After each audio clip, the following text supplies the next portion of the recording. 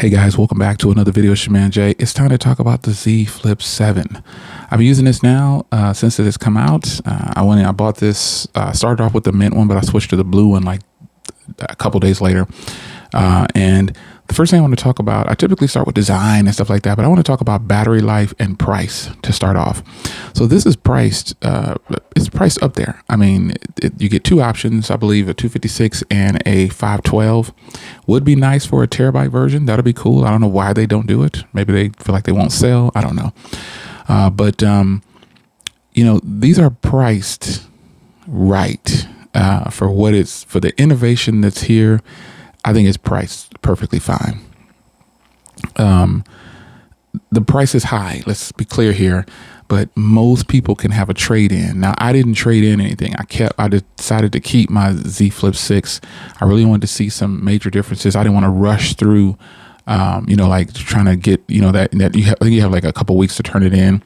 I didn't want to rush through doing that. So I decided to keep it, and then really so I can compare and really get a feel for it. So I just decided to keep it. I'll sell it later or do a trade in for something later. I don't know. But point is, the 7 is here, and it's actually really solid.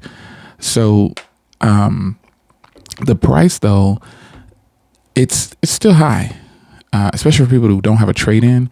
But like I said, most people probably have a trade in.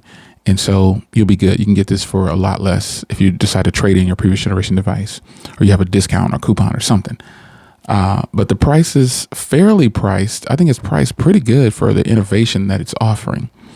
I mean, you've got a 6.9-inch display that folds away into this little compact size device right here. Unlike the phone I'm recording with, which is the Z Fold 7.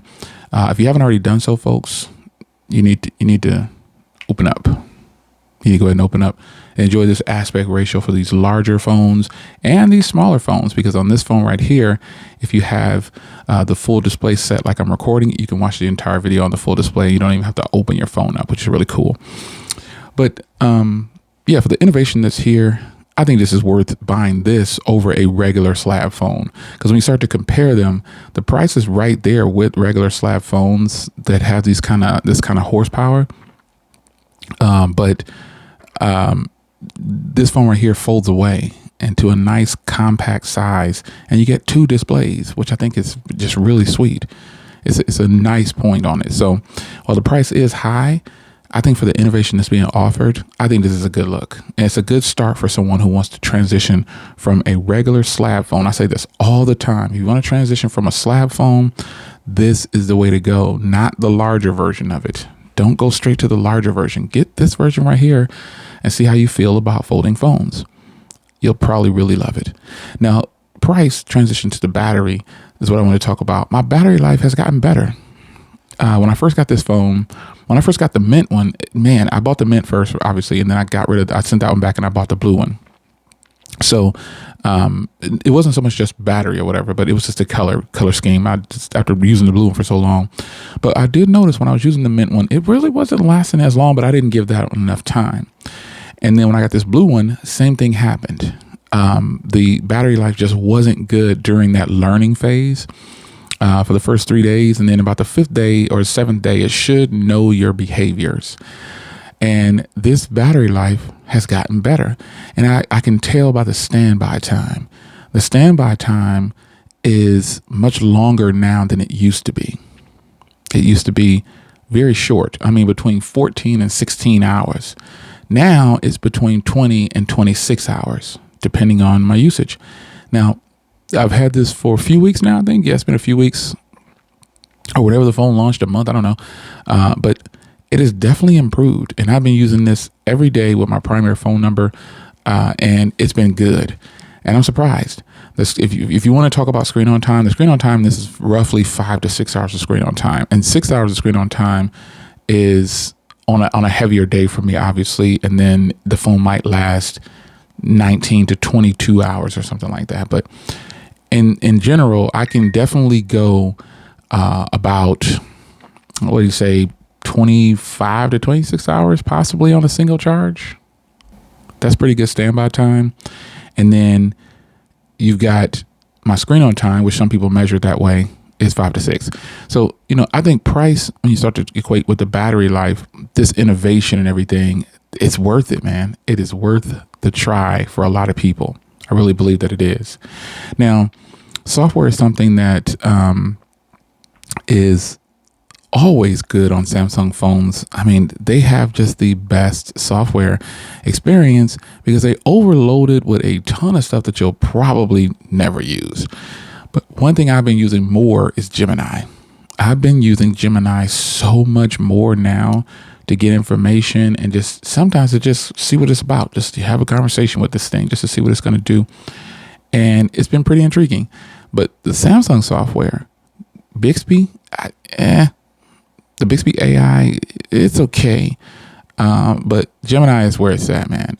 But other than that Samsung Bixby thing, all the things that you have here that are available for Samsung in their software suite, One UI 8 is what this is running. And if you have the previous generation models, you might not have it yet, or you might have it yet. Who knows? I don't know. But the previous generation models, when you get One UI 8 and Android 16, you're going to love your device all over again. You're going to love it all over again. It's a speedy, it's already, One UI is already pretty fast. And having the ability to get the upgrade to One UI 8 and Android 16, it takes this phone to the next level. Obviously, these phones came loaded with 8 and 16, but man, I got to tell you, I see the difference. It just feels so much more complete, if you will, with the software suite bars.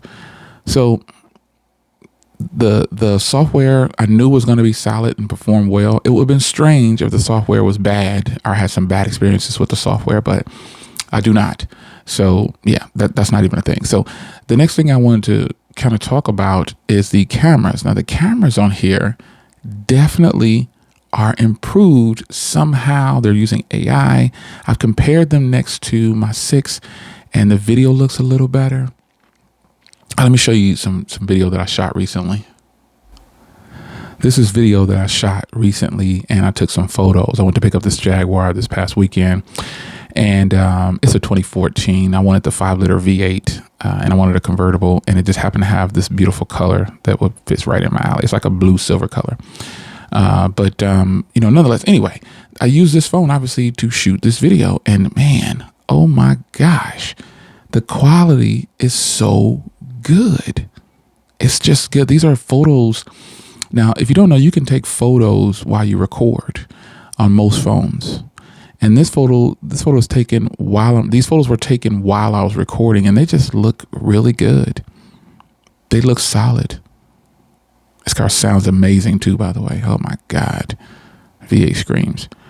But yeah, I took these photos and I did it all with this phone. So now I didn't have any kind of external micro. I wasn't like shooting content at the time about this. I was like, I can edit later and post if I decide to post this on my car channel. But the camera, smartphone cameras have gotten so good. They'll never be as good as glass. We all know this. But folks, for what it is, almost all the content online, there are people that run their channels with smartphones. I'm one of them. I have mirrorless cameras, DSLRs. I still have everything. I still have glass. It's just way more convenient to do it this way. This was a sound test. I won't do it though, but man. Ugh. Yeah, the phones today, cameras are top notch. This is the Z Flip 7's cameras, man. This is great. This is phenomenal footage. Can't make this up. I never thought I'd see the day where phones had gotten this good. Again, I said it. They'll never be as good as glass. But glass costs how much? Glass costs how much? Yeah, it's expensive. One piece of glass can cost way more than the entire phone. Yeah, man. These cameras are just phenomenal. They're great. They're just good. And I am not surprised that, these cameras do as well as they do, because, and also remember, I have lens protectors on here. Some people always say, oh, it kills the quality when you have lens protectors on there. It absolutely does not. You just need to clean the lens, put the protectors on there. They go on without any problems. But yeah, I'm not surprised that these cameras do as well as they do. Sometimes on paper, the cameras, sound really bad, or they just don't sound like an improvement. But I have tested these cameras next to these cameras, and I see the difference. It's not a dramatic or drastic change per se, but it is a change that's well enough to where Samsung knows we're going to do some extra image processing on here. We're going to make things look a lot better using whatever tools we have and make the software, whatever they're doing, it's working. It's working. Now, you saw me playing that video there, but you also, should be looking at the screen here. The screen is beautiful in full screen. It's beautiful. It's great. It's just a solid display, period. There's nothing better in most situations than a Samsung display. Even their folding phones have beast mode displays. Yeah. So, and speaker quality is on point too. The last thing I want to talk about is the design. This design has become, I think, the determining factor for a lot of people to decide whether or not they want to get this phone right here versus any other phone. You see the improvements from the 6 to the 7. Definitely it's improvements. This is a great implementation of what a front display should be.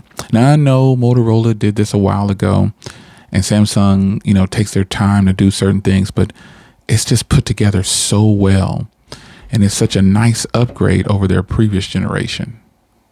It really is. The hinge is a little bit smaller. The phone is way smaller, but it has a bigger display, both inner and outer. It's just put together well. And this design here will go down as probably one of the better designs, or it should go down as the best design that Samsung has done. That's what it should do. If it does that or not, I don't know. But I can tell you that this for sure is the way to go if you decide to get a folding phone. I kid you not. You will be very happy if you go this route first and then transition up to the fold line from the flip line. Who am I? I don't know what I'm talking about. It's your man Jay. The Flip 7 is a beautiful phone that probably will get overlooked by a lot of people. And it really shouldn't get overlooked by a lot of people. Thin frame, just a beautiful setup.